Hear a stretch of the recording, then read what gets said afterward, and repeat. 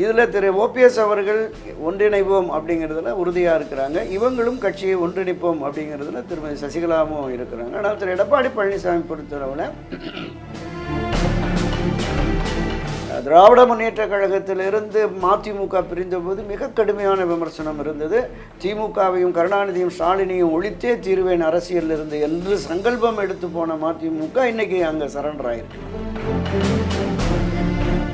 கொங்கு மண்டலத்தில் மட்டுமே அதிகமான வெற்றியை பெற்றதால் அந்த கட்சியை கொங்கு கட்சியாக திரு எடப்பாடி பழனிசாமி மாற்றிக்கிட்டவங்க விமர்சனம் ஏற்கனவே புரட்சித் தலைவர் எம்ஜிஆர் செல்வி ஜெயலலிதா காலத்திலிருந்து பயணித்த அண்ணா திராவிட முன்னேற்ற கழகத்தினர் ஒரு 50-60% பேர் ஓபிஎஸ் ஆதரவு நிலைப்பாட்டில் இருக்கிறாங்க. மரியாதைக்குரிய செல்வி ஜெயலலிதா அவருடைய மறைவுக்கு பிறகு பாஜகவினுடைய பங்களிப்பு எந்த அளவுக்கு இருந்தது, இந்த தர்ம யுத்தத்தை முடிவுக்கு கொண்டு வந்து இவர் ஆதரவாளர்கள் இந்த 10-12 எம்எல்ஏக்கள் ஆதரவு இல்லை என்றால் எடப்பாடி முதலமைச்சரே இல்லை, ஆட்சியே இருந்திருக்காரு.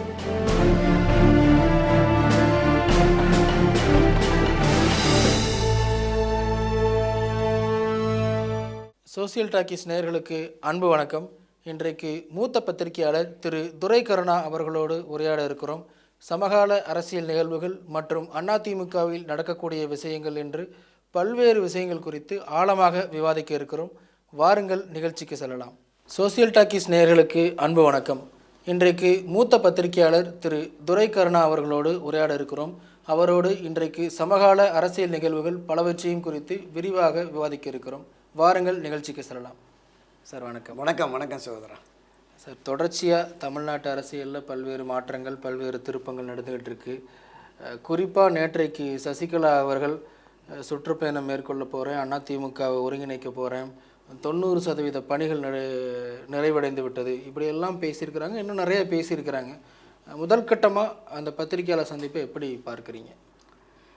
இதுவரையிலும் திருமதி வி.கே. சசிகலா அவர்களை பொறுத்தளவில் அறிக்கைகள் வெளியிடுவாங்க, 1-2 பைட் மாதிரி கொடுப்பாங்க.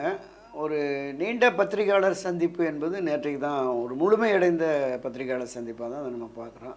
அதில் பல்வேறு விஷயங்கள் தொடர்பாக நீங்கள் சொன்ன மாதிரி உட்கட்சி பிரச்சனையிலேருந்து, நீட் பிரச்சனையிலேருந்து, தமிழக அரசியல் கலை யதார்த்தம், திராவிட முன்னேற்ற கழக ஆட்சியினுடைய தவறுகள், அப்படி பல்வேறு விஷயங்களை சுட்டி காட்டினாங்க. அதில் பிரத்யேகமாக அவங்க எடுத்துக்கிட்டது என்னென்னா திமுக எதிர்ப்பு. நீங்கள் அண்ணா திராவிட முன்னேற்ற கழகத்தினுடைய அடிநாதம் என்பதே திமுக எதிர்ப்பு தான். மரியாதைக்குரிய இந்த அண்ணா திராவிட முன்னேற்ற கழகத்தினுடைய நிறுவன தலைவர் புரட்சித் தலைவர் எம்ஜிஆர் அவர்கள் திமுக எதிர்ப்பை பிரதானப்படுத்தி தான் அதிமுக கட்சியை தொடங்கினார். ஸோ அந்த வழியில் தான் அவருடைய மறைவுக்கு பிறகு செல்வி ஜெயலலிதா அவர்களும் இன்னும் தீவிரமாக திமுக எதிர்ப்பு நிலையில் இருந்தாங்க.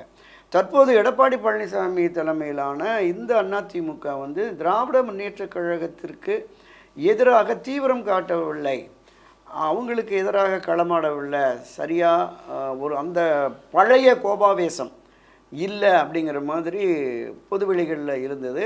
அதை பாஜக எடுத்துக்கிட்டாங்க. நாங்கள் தான் பிரதான எதிர்கட்சி அப்படிங்கிற மாதிரி அவங்க திரு அண்ணாமலை வந்ததற்கு பிறகு ரொம்ப தீவிரமாக இருந்தாங்க. ஸோ இந்த நிலைப்பாட்டில் இருக்கிற பொழுது திருமதி வி.கே. சசிகலா நான் திராவிட முன்னேற்ற கழகத்துக்கு எதிராக நான் தான் பேசுவேன், என்னால் தான் அது முடியும் அப்படிங்கிற மாதிரி அவங்க இப்போ களத்துக்கு வந்திருக்கிறாங்க. கட்சியை ஒன்றுபடுத்தி அவர் தலைமையில் கொண்டு போகணும் அப்படிங்கிற மாதிரியான பார்வை அவங்கள்ட்ட இருக்குது. அவருடைய நம்பிக்கையாகவும் அது இருக்கிறது. இது எந்த அளவுக்கு சாத்தியம் அப்படிங்கிறத நம்ம போக போக தான். ஆனால் அவங்க அடிக்கடி சைலண்ட் மோடுக்கு போயிடறாங்களே சார், பேசுகிறாங்க போயிடுறாங்க, பிறகு திருப்பி வராங்க பேசுகிறாங்க, அந்த மாதிரி தான் சார் இருக்கிறாங்க. இல்லை, கடந்த 3 ஆண்டுகளாக நிச்சயமாக அது மாதிரியான நிலை தான் இருந்தது. அந்த ஆடியோ ஸ்பீச் வந்தது, அப்புறம் கொஞ்ச நாள் அப்படியே அமைதியாகிட்டாங்க. அப்புறம் அப்பப்போ நிர்வாகிகளை சந்திக்கிறேன்னா 6 மாதம் 3 மாதம் ஒரு இடைவெளியோட நிர்வாகிகள் சந்திப்பு இருந்தது. வெளியில் கோவில்கள் மற்ற விழாக்களுக்கு போகிற போது அங்கங்கே சந்திப்புகள் இருந்தது. ஒரு தீவிர அரசியல் என்பது வரலை. இப்போ கடந்த மாதம் ஒரு அறிக்கை கொடுத்தாங்கல்ல, இதுவரையிலும் நான் பொறுமை காத்திருந்தேன், எப்படியாவது எல்லோரும் ஒன்று சேர்ந்து விடுவார்கள் என்று நம்பியிருந்தேன், ஆனால் இனிமேலும் பொறுமை காப்பது என்பது சரியாக இருக்கிறது, புரட்சித் தலைவர் எம்ஜிஆர் செல்வி ஜெயலலிதா ஆகியோருடைய ஆன்மாவுக்கு நான் செய்கிற துரோகம் ஆகிடும், அதனால் நான் தீவிர அரசியலில் நேரடியாக இறங்கிவிட்டேன் அப்படிங்கிற ஒரு ஸ்டேட்மெண்ட்டை கொடுத்துட்டு தான் இப்போ வந்திருக்காங்க. இப்போ இதை தாண்டி கட்சி ஒன்றுபடுத்துவதற்கான அந்த ஒரு பூர்வாங்க பணிகள் சில முன்னணி தலைவர்கள் அவரோடு பேசுகிறதா கூட அவங்க தரப்புலேருந்து சொன்னாங்க, பேசிகிட்டு இருக்காங்க அப்படின்னு சொல்லிட்டு. இதில் திரு ஓபிஎஸ் அவர்கள் ஒன்றிணைவோம் அப்படிங்கிறதுல உறுதியாக இருக்கிறாங்க. இவங்களும் கட்சியை ஒன்றிணைப்போம் அப்படிங்கிறதுல திருமதி சசிகலாவும் இருக்கிறாங்க. ஆனால் திரு எடப்பாடி பழனிசாமி பொறுத்தளவில் இவர்களுக்கும் கட்சிக்கும் தொடர்புள்ள வெளியேற்றப்பட்டவர்கள் வெளியேற்றப்பட்டதுதான், இனி சேர்ப்பதற்கு இடமில்லை என்று ஒரு பிடிவாதமான நிலையில் இருக்கிறார். இந்த பிடிவாத நிலை தொடர்ந்தால் 2026 சட்டப்பேரவை தேர்தலில் அதிமுக நிச்சயமாக ஆட்சி அதிகாரத்திற்கு வரக்கூடிய வெற்றியை பெற முடியாது அப்படிங்கிற மாதிரியான பார்வை கட்சியில் இருக்கிற எல்லா மட்டம் அடிப்படை உறுப்பினர்லேருந்து முன்னணி நிர்வாகிகள் வரைக்கும் இருக்குது. அதை திரு எடப்பாடியும் உணர்ந்திருக்கிறார் அப்படின்னு அவங்க தரப்புலேருந்து சொல்கிறாங்க. இது எப்படி சரி பண்ணணும் அப்படின்னு. இப்போ அதாவது ஒரு பிரச்சனை உருவாயிடுச்சு, மனத்தாங்கல் உருவாயிடுச்சு, பிரிவுகள் ஏற்பட்டுருச்சு, பரஸ்பரம் விமர்சனங்களும் இருந்தது. இந்த விமர்சனங்கள் வர்றபோது திருமதி சசிகலாவை பொறுத்தளவில் ஒருபோதும் யாரையுமே விமர்சிக்கலை. திரு எடப்பாடி பழனிசாமி, சிவி சண்முகம், கேபி முனுசாமி, ஜெயக்குமார் போன்றவர்கள் கடுமையாக விமர்சனம் பண்ணாங்க. இந்த அம்மாவுக்கும் கட்சிக்கு என்ன சம்பந்தம், அங்கே வேலைக்கு போனவங்க தானே போயஸ்கானில் அப்படிங்கிற மாதிரி எல்லாமே விமர்சனம் பண்ணாங்க. அதுக்கு எதிர்வினை ஆற்றலை, எந்த சூழ்நிலையிலுமே அவர் எதிர்வினை ஆற்றவில்லை. திரு ஓபிஎஸ் இபிஎஸ் இடையே கட்சியினுடைய முன்னணியர் மத்தியில் அந்த கருத்து பரிமாற்றங்கள் வருகிற பொழுது விமர்சனங்கள் இருந்தது. மாறி மாறி இரண்டு தரப்பும் விமர்சனங்கள் வச்சுக்கிட்டாங்க. ஒவ்வொரு அரசியல் கட்சியிலிருந்து இந்த மாதிரி பிரிவுகள் வர்றபோது கடுமையான விமர்சனங்கள் இருப்பதும் காலப்போக்கில் இணைவதும் நம்ம பார்த்துருக்குறோம். திராவிட முன்னேற்றக் கழகத்திலிருந்து மதிமுக பிரிந்தபோது மிக கடுமையான விமர்சனம் இருந்தது. திமுகவையும் கருணாநிதியும் ஸ்டாலினையும் ஒழித்தே தீர்வேன் அரசியலில் இருந்து என்று சங்கல்பம் எடுத்து போன மதிமுக இன்றைக்கி அங்கே சரண்டர் ஆகிருக்கு. 1988-89 ஜே அணி ஜா அணி பிரிந்து மிக கடுமையான விமர்சனங்கள். செல்வி ஜெயலலிதாவுக்கு எதிராக ராமவீரப்பன், காளிமுத்து, பாவலர்மதி போன்றவர்களும் மிக மோசமாக விமர்சனம் பண்ணாங்க செல்வி ஜெயலலிதாவுக்கு எதிரான. ஆனால் 89 அந்த தோல்விக்கு ஒரு பாடம் கட்டுறதுக்கு பிறகு அணிகள் இணைந்தது, எல்லாருமே ஒன்று சேர்ந்து ஜே அணி ஜா அணி எல்லாம் ஒன்று சேர்ந்து பயணித்தவனுடைய விளைவாக தான் 91 ஒரு மிகப்பெரிய வெற்றியை பெற்று ஆட்சி அமைக்க முடிந்தது. அந்த மனநிலைக்கு எல்லோரும் வர வேண்டும் என்று கட்சியினர் விரும்புகிறார்கள். தலைமையில் இருக்கிறவங்க அமர்ந்து பேசினால் நிச்சயம் இதுக்கு ஒரு தீர்வு கிடைக்கும் தான் நான் நம்புகிறேன். இல்லை, பிரிந்தவர்கள் இணைவது இயல்பு தான் அப்படின்னாலும் சசிகலா அவர்கள் சில கடுமையான குற்றச்சாட்டுகளை எடப்பாடி அவர்கள் மீது முன்வைக்கிறாங்க. அதிமுகவை ஒரு குறிப்பிட்ட சாதி கட்சியாக குறுக்கிட்டாரு அப்படிங்கிற மாதிரி சொல்கிறாங்க. பதிலுக்கு அவங்க பேசும்போது நீங்கள் தான் ஒரு குறிப்பிட்ட சாதி கட்சியாக வச்சுருந்தீங்க, நாங்கள் தான் இப்போ பரவலாக எடுத்துகிட்டு போகிறோம் அப்படிங்கிற மாதிரிலாம் பேசுகிறாங்க. எப்படி உண்மையிலேயே அதிமுக ஜாதி கட்சி தானே சார்? இல்லை, அதாவது இந்த நடைபெற்று முடிந்த 2021 சட்டப்பேரவை தேர்தலில் கொங்கு மண்டலத்தில் மட்டுமே அதிகமான வெற்றியை பெற்றதால் அந்த கட்சியை கொங்கு கட்சியாக திரு எடப்பாடி பழனிசாமி மாற்றிக்கிட்டவங்க விமர்சனம் தென் மாவட்டங்களில், மத்திய மாவட்டங்கள், டெல்டா மாவட்டங்களில் ஒரு பரவலான பேச்சு இருந்தது. என்ன காரணம்? தென் மாவட்டங்களில் பல இடங்களில் டெபாசிட். ஆமாம், அதுதான் சொல்ல வரேன். இப்போது அது ஏன் வந்ததுன்னா, இந்த வன்னியர் சமுதாயத்துக்கு மட்டுமே 10.5% கொடுத்துட்டு மீதமுள்ள 9.5%, 106 சமுதாயம். இந்த 106 சமுதாயத்தில் பெரும்பான்மையானோர் முக்குளத்தோர் தான். அவங்க மத்தியில் இது மாதிரி திட்டமிட்டே இவர் நமக்கு இந்த தென் மாவட்டங்களில் புறக்கணிச்சிட்டாரு, இங்கே இருக்கிற மக்களுக்கான ஒரு பிரதிநிதித்துவத்தை அவர் எடுத்துட்டாரு. ஒரு 4 பிரிவு தான் அவங்க வன்னியர் சமுதாயம். அந்த 4 பிரிவினருக்கு 10.5% கொடுத்துட்டு 106 சமுதாயத்திற்கு 9.5 என்பது அது அநியாயம் அப்படின்னு சொல்லி திரு எடப்பாடிக்கு எதிரான அந்த மனநிலை அதிமுகவுக்கு எதிராக போனதுனால தான் தென் மாவட்டங்களில் 2021 கிட்டத்தட்ட ஒரு 10-16 மாவட்டங்களில் பிரதிநிதித்துவமே இல்லாமல் போயிடுச்சு. தலைநகர் சென்னையிலே உட்பட சென்னை, செங்கல்பட்டு, காஞ்சிபுரம், திருவள்ளூர் இந்த 4 மாவட்டங்கள்லேயுமே பிரதிநிதித்துவம் இல்லை. ஒரே ஒரு பெண் எம்எல்ஏ வந்தாங்க, மரகதம் குமரவேலன். அந்தளவுக்கு ஒரு மிக மோசமான படுதோல்வியை அடைந்த சூழலில் கொங்கு மண்டலத்தில் கணிசமான இடங்களில் வெற்றி பெற்றதனுடைய விளைவாக இவர் கட்சியை தன்னுடைய ஆதாயத்திற்காக, தன்னுடைய சுயநலத்திற்காக கொங்கு மண்டல கட்சியாக மாற்றிவிட்டார் என்கிற அந்த விமர்சனம் என்பது இருந்தது. அந்த விமர்சனத்தை தான் திருமதி வி.கே. சசிகலா அவர்கள் அன்னைக்கு இப்படி ஒரு பார்வை பொதுமக்கள் மத்தியிலையும் அதிமுக கட்சியினரில் தென் மாவட்டங்கள் இருக்கிற மத்தியிலையும் இப்படி ஒரு பார்வை இருக்குது, ஜாதிய கட்சியாக கொண்டு போயிட்டார்னு. அண்ணா திராவிட முன்னேற்றக் கழகம் என்பது தொடக்க முதலே ஜாதி மத இன பேதமற்ற கட்சி.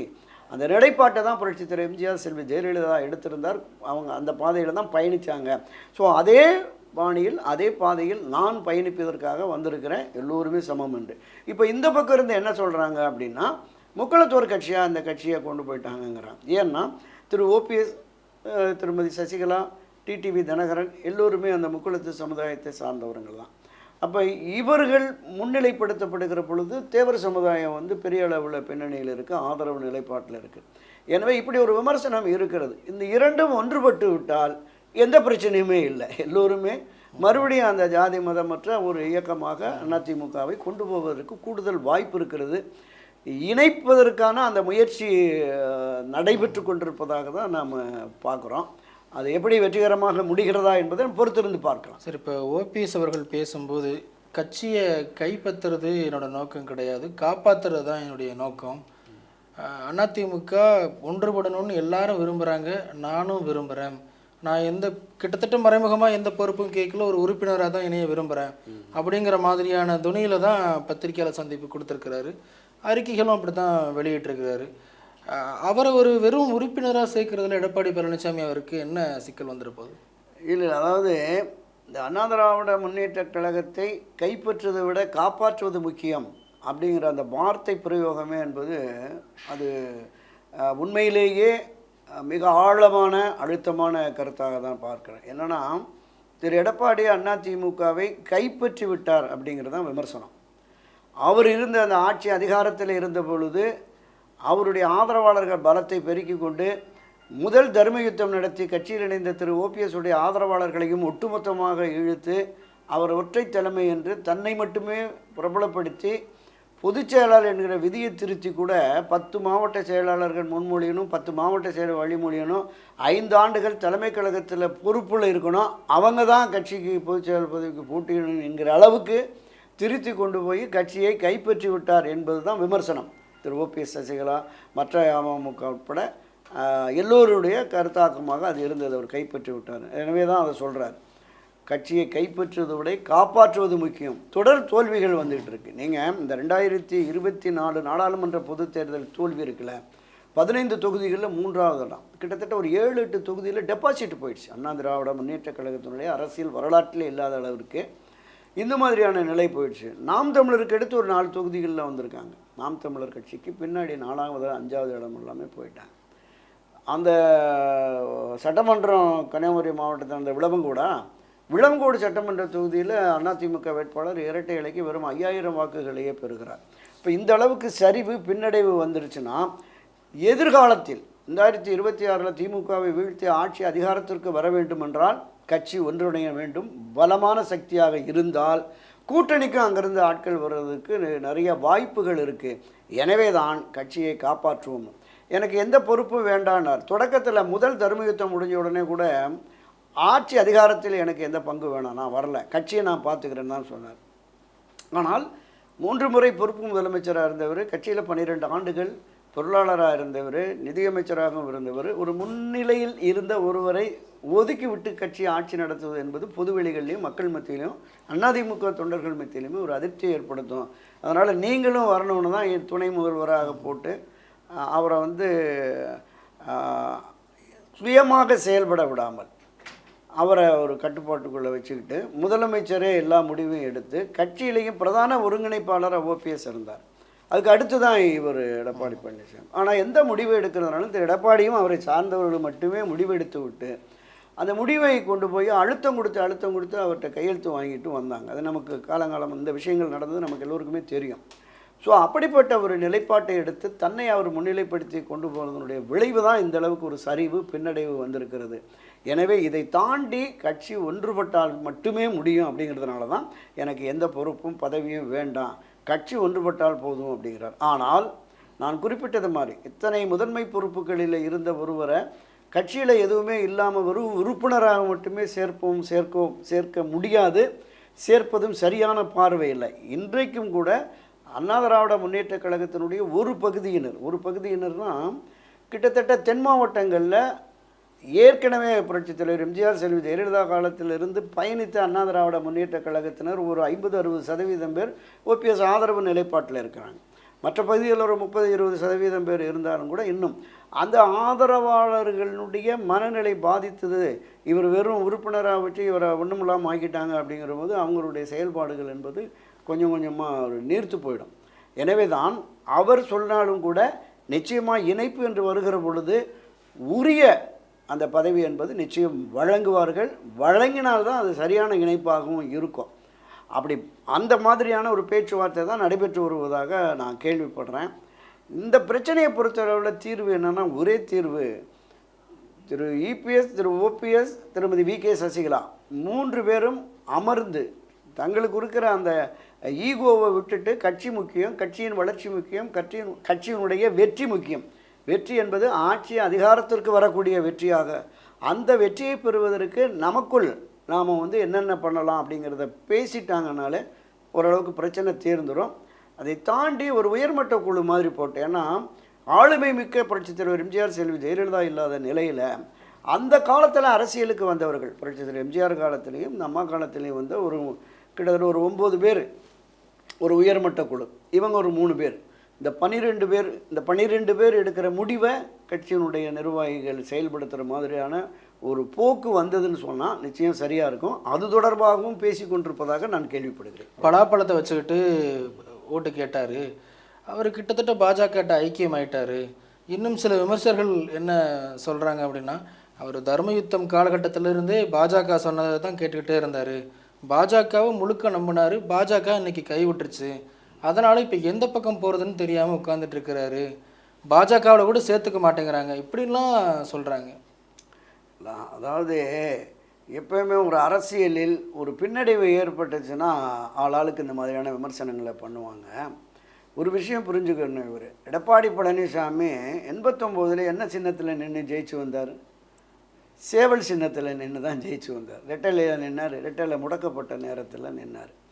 அரசியலிலிருந்து அண்ணா திராவிட முன்னேற்ற கழகத்திலிருந்து அவரை வெளியேற்றி விட்டு அவர் கரைவேட்டி கூட கட்ட முடியாத நிலையை உருவாக்கி, சின்னம் கொடி எதுவும் பயன்படுத்த முடியாத ஒரு நிலைவை உருவாக்கி இருக்கிற பொழுது அவர் தன்னை இந்த தமிழ் மண்ணில் அரசியல் களத்தில் தக்க வைத்துக் கொள்வதற்காக ஒரு கரம் நீளுகிறது, அதுதான் பாஜக கரம். அந்த கரத்தை பற்றி கொண்டு அவர் பயணிக்க வேண்டிய கட்டாயம் இருக்கிறது. அதனால் அதை பண்ணினார். இந்த முதல் தர்மயுத்தம் காலத்தில் மரியாதைக்குரிய செல்வி ஜெயலலிதா அவருடைய மறைவுக்கு பிறகு பாஜகவினுடைய பங்களிப்பு எந்த அளவுக்கு இருந்தது, இந்த தர்மயுத்தத்தை முடிவுக்கு கொண்டு வந்து இவர் ஆதரவாளர்கள் இந்த 10-12 எம்எல்ஏக்கள் ஆதரவு இல்லை என்றால் எடப்பாடி முதலமைச்சரே இல்லை, ஆட்சியே இருந்திருக்காது. அப்போ பாஜகவினுடைய தயவில் தான் இருந்ததுங்கிறது வெளிப்படையாக தெரிஞ்சது. கூடுதலாக இந்த தர்மயுத்தத்தை முடிவுக்கு கொண்டு வந்து அதிமுகவை இணைப்பதில் பாஜகவின் பங்கு மிக அதிகமாக இருந்ததால் அந்த நன்றியும் விசுவாசமும் திரு ஓபிஎஸ் அவர்கள் இருக்கிறது. ஒருபோதும் தனக்கு வாழ்வளித்தவர்களை அவர் துரோகம் செய்ய மாட்டார், அந்த நம்பிக்கை இலக்க செய்ய மாட்டார். அதுதான் அவர் அரசியலில் பலமும், அதுதான் அவருடைய பலகீனமும். அதுதான் திரு எடப்பாடி எப்படி முதலமைச்சராக வந்தார் என்பது உலகமே தெரியும், இன்னும் போயிட்டுருக்கு. யார் இந்த சசிகலா என்று கேள்வி எழுப்புகிறார் என்றால் எந்த அளவுக்கு அவர் அந்த விசுவாசத்தை அல்லது நம்பிக்கை துரோகத்தை விளைத்திருக்கிறார். பெரியவங்க, வயசில் மூத்தவங்க, அதுதான் சொல்கிறேன். அந்த மூத்தவரை யார் சசிகலான்னு கேட்குறாருல்ல, அவருக்கும் கட்சிக்கு என்ன சம்பந்தம்னு கேட்குறாருல்ல, அந்த நிலைப்பாட்டை ஒருபோதும் எடுக்க மாட்டார். அரசியலில் தன்னை முன்னுக்கு கொண்டு வந்து தான் ஒரு முதலமைச்சராக வரக்கூடிய அளவிற்கு தமக்கு வாய்ப்பளித்தது சசிகலா குடும்பம் என்பதால் தான் திரு ஓபிஎஸ் இன்றைக்கும் அவங்களையும் அரவணைச்சு தான் போகணும்னு சொல்கிறார். அப்போ உனக்கு வாழ்வளித்த திரு எடப்பாடி பழனிசாமிக்கு அரசியல் வாழ்வளித்தது இந்த குடும்பம் தான் என்பது வெளிப்படையாகவே தெரியும். அப்படி இருக்கிற போது அதை மறந்து அவர் செயல்படுகிறார். அந்த நிலைப்பாடை ஒருபோதும் ஓபிஎஸ் எடுக்க மாட்டாருங்கிறத நம்ம தொடர்ந்து பார்த்துட்டு வரோம். அதே இது எடப்பாடி அவர்கள் திருப்பி என்ன கேட்குறாருன்னா, அவங்க தான் எங்களுக்கு எல்லாமே பண்ணாங்க அப்படின்னா எல்லா நிர்வாகிகளும் என் கூட தான் இருக்கிறாங்க, எம்எல்ஏக்களாக இருக்கட்டும், எம்பிக்களாக இருக்கட்டும், மாவட்ட மாநில பொறுப்பாளர்களாக இருக்கட்டும், கிட்டத்தட்ட 99% பேர் என் பக்கம் தான் இருக்கிறாங்க, யாராச்சும் ஒருத்தர் அவங்க பக்கம் நின்று பேச சொல்லுங்க அப்படின்னு சொல்லி கேட்குறாரு. ஆமாம், அது உண்மைதான். அதாவது ஆட்சி அதிகாரத்தில் இருந்த பொழுது அந்த ஆட்சி அதிகாரத்தை பயன்படுத்தி அந்த கிட்டத்தட்ட அந்த 4.5 ஆண்டுகளில் எந்த அளவிற்கு திரு எடப்பாடியினுடைய செயல்பாடு இருந்தது என்பது வெட்ட வெளிச்சமாகவே தெரியும்.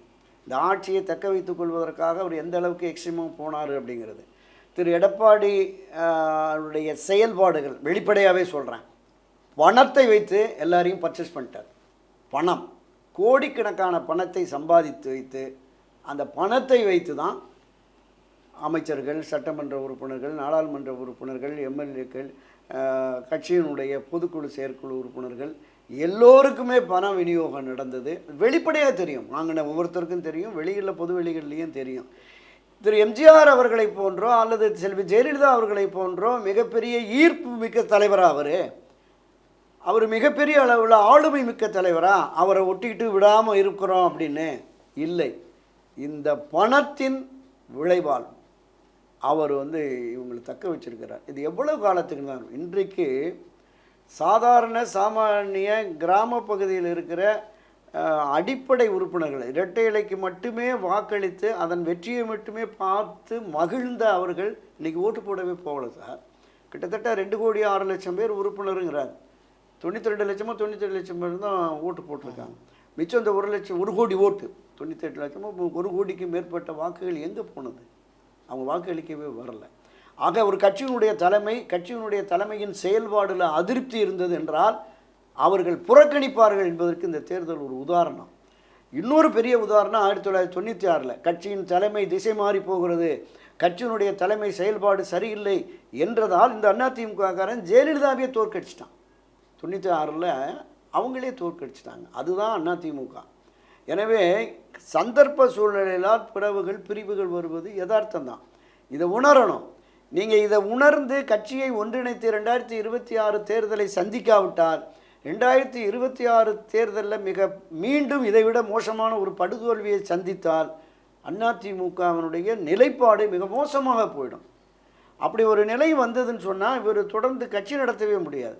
நடத்தலாம். எப்படி நடத்தலாம்னா தேமுதிக, தமாக, பாமக மாதிரி நடத்திட்டு போகலாம். ஒரு வெற்றி பெற்று ஆட்சி அதிகாரத்திற்குரிய கட்சியை நடத்துறதுக்கு எடப்பாடிக்கு நிச்சயமாக முடியாது என்பது தான் என்னோட பார்வை. இப்போ விக்கிரவாண்டி இடைத்தேர்தல் அதில் அதிமுகவினர் யாருக்கு ஓட்டு போடுவாங்கன்னு நினைக்கிறீங்க? இல்லை, இந்த தேர்தல் புறக்கணிப்பு என்பது தவறான முடிவு அப்படின்னு தான் பார்க்குறேன். ஏன்னா அண்ணா திராவிட முன்னேற்ற கழகத்தை வரலாறு தெரிஞ்சவங்களுக்கு தெரியும். ஒரு இடைத்தேர்தல் முடிவு மூலமாக இந்திய அரசியலையே திரும்பி பார்க்க வைத்தவர் தான் அதிமுக நிறுவன தலைவர் புரட்சித் தலைவர் எம்ஜிஆர். திண்டுக்கல் நாடாளுமன்ற இடைத்தேர்தல் 1972 அக்டோபரில் கட்சி ஆரம்பிக்கிறார். 73 மே மாதம் 6 மாதத்தில் நடந்த தேர்தல். களத்தில் வந்தது யார்? மத்திய ஆட்சி கட்சியான இந்திரா காங்கிரஸ், மாநில ஆட்சி கட்சியான திராவிட முன்னேற்ற கழகம், தமிழகத்தினுடைய ஆகப்பெரும் தலைவரான பெருந்தலைவர் காமராஜருடைய ஸ்தாபன காங்கிரஸ். இந்த 3 பேரும் அரசியல் சக்திகள். அங்கே களத்தில் நின்ற வேட்பாளர்கள் பிரபலமானவர்கள். திமுகவில் பொன்முத்துராமலிங்கம், ஸ்தாபன காங்கிரஸில் NSV சித்தன், இந்திரா காங்கிரஸில் கரு சீமைச்சாமி. 3 பேருமே அந்த பகுதியில் பிரபலமானவர்கள், சமுதாயத்தில் மதிக்கக்கூடியவர்கள். ஆனால் புரட்சித் தலைவர் எம்ஜிஆர் அறிமுகப்படுத்திய அந்த மாயத்தேவர் என்ற வேட்பாளர் ஹைகோர்ட்டில் ப்ராக்டிஸ் பண்ணிட்டு வந்தவர். உசிலம்பட்டியை தாண்டி அவங்க சொந்தக்காரங்களை தாண்டி தெரியாது அந்த மக்களுக்கு. அவரை கொண்டு போய் நிறுத்துகிறார். 24 நாட்களில் வேட்பாளர் அறிவிக்கப்படுகிறார்கள் வாக்குப்பதிவுக்கு. 18 நாட்களுக்கு முன்பு தான் ரெட்டலை என்கிற புதிய சின்னம் கிடைக்கிறது. இந்த புதிய சின்னம் புதிய வேட்பாளரை வச்சு 1.5 லட்சம் வாக்குகள் வித்தியாசத்தில் ஒரு மகத்தான வெற்றியை பெற்று இந்தியாவே திரும்பி பார்த்தது. யாரா ஒரு நடிகை வந்தான், அரசியல் கட்சி தொடங்கினா 6 மாதத்தில் மத்திய ஆட்சி கட்சியை வீழ்த்திட்டான். மாநில ஆட்சி கட்சி 3வது இடம். நீங்கள் 2வது இடம் காமராஜருடைய ஸ்தாபன காங்கிரஸ் தான் போனது. ஒரு 9,000 ஓட்டு கம்மியாக வாங்கியிருந்தால் திமுக டெபாசிட் பறி போயிருக்கும். அந்த அளவிற்கு ஒரு இடைத்தேர்தலை எதிர்கொண்ட அதிமுகவில் 52 வருஷத்துக்கு பிறகு ஒரு சட்டப்பேரவை இடைத்தேர்தலில் நாங்கள் வாபஸ் வாங்குறோங்கிறது உண்மையிலே அதிமுகவின் முன்னணியினர் மூத்த நிர்வாகிகள்கிட்ட ஒரு மிகப்பெரிய கவலையும் கலக்கமும் ஒரு குழப்பமான சூழல் தான் இருந்தது. இருந்தாலும் அவங்க முடிவெடுத்துட்டாங்க, அறிவிச்சிட்டாங்க. இப்போ அண்ணா திராவிட முன்னேற்ற கழகத்தை பொறுத்தளவில் ஒரு 65,000 வாக்குகள் கடந்த தேர்தலெல்லாம் வாங்கியிருக்காங்க. இப்போ இவர்கள் என்ன செய்வார்கள்? தலைமை அறிவிக்கலை, குறைந்தபட்சம் மனச்சாட்சிப்படி வாக்களியுங்கள் அப்படிங்கிற மாதிரியாவது சொல்லலாம். ஒன்றும் சொல்லலை. தேர்தல் என்று வந்துவிட்டால் பர்ச்சேஸ் பண்ணுறதுக்குன்னே ஆட்சி கட்சி இறங்கிடும். 90களுக்கு பிறகு நாம் பார்க்குறோம் எல்லா இடைத்தேர்தல்களிலும் ஆளுங்கட்சி தான் வெற்றிங்கிறோம். திமுக இருந்தாலும் அதிமுக இருந்தாலும். ஏன்னா அதை கௌரவ பிரச்சனையாக பார்க்குறாங்க. அந்த இடைத்தேர்தலில் தோற்றுவிட்டால் இந்த ஆட்சியின் மீது மக்களுடைய நம்பிக்கை போய்விட்டது அப்படிங்கிறது, மக்கள் ஆதரவு நிலையை விலக்கி கொண்டார்கள்ங்கிற மாதிரி எதிர்க்கட்சிகள் பிரச்சாரம் செய்யுங்கிறதுனால எல்லா ஆட்சி கட்சியுமே இந்த இடைத்தேர்தல் வெற்றியை அவங்க ஒரு கௌரவ பிரச்சனையாக பார்க்குறாங்க. அந்த அளவுக்கு இப்போவே இறங்கிட்டாங்க. 28 மந்திரிகளாம், மாவட்ட செயலாளர்கள், எம்பிக்கள், எம்எல்ஏக்கள், தெருவாக எங்கே பார்த்தாலும் திமுக கொடி கட்டிய கார்கள் தான் போகுது. மிகப்பெரிய அதிகார துஷ்பிரயோகம்னு பாமக தொடர்ந்து புகார்கள் தெரிவிக்குது. ஸோ இப்படிப்பட்ட சூழலில் அண்ணா திராவிட முன்னேற்ற கழக வாக்காளர்கள் ஒருபோதும் திமுகவுக்கு உதயசூரியனுக்கு போட மாட்டாங்க. அடுத்ததாக சீமான் இருக்கார், பாமக இருக்கிறது. பாமக ஏற்கனவே பல முறை தோழமை கட்சியாகவும் இருந்தது. ஸோ அந்த மனநிலையில் ஒரு சிலர் அந்த அண்ணா திராவிட முன்னேற்றக் கழகத்திலே பயணிக்கிற வன்னியர் வாக்கு வங்கிகள் அது இருக்குது கணிசமான அளவுக்கு. எனவே அவர்கள் வந்து பாமக பாஜக அணிக்கு போடலாம். புதியவர்கள் இளைஞர்கள் சீமானுக்கு ஒரு சிலர் போடலாம். அந்த வாக்குகள் என்பது குறைந்தபட்சம் ஒரு 20-30% சீமானுக்கும், மற்ற வாக்காளர்கள் ஒரு 50% மேலே போகலாம். ஒரு 25-30% பேர் ஏற்கனவே நான் ரெட்டலை தவிர எதுக்கும் போட மாட்டேன்னு பிடிவாதமாக இருக்காங்க. அவங்க அமைதி காக்கலாம் அப்படிங்கிறதான் நான் பார்க்குறேன். நிச்சயமாக சார். மிக்க நன்றி சார். நன்றி, வணக்கம். அதிமுகவில் நடக்கக்கூடிய உட்கட்சி பிரச்சனைகள் திருமதி வி.கே. சசிகலா, ஓபிஎஸ் அவர்கள், டிடிவி தினகரன், எடப்பாடி பழனிசாமி அவர்கள் இன்னும் பல்வேறு விடயங்கள் குறித்து மிகவும் ஆழமாக பத்திரிகையாளர் திரு துரைக்கருணா அவர்கள் நம்மோடு பகிர்ந்து கொண்டார். மீண்டும் வேறு ஒரு ஆளுமையோடு வேறு ஒரு தலைப்பில் விவாதிக்கும் வரை உங்களிடமிருந்து விடைபெறுவது உங்கள் பிரிட்டோ. நன்றி.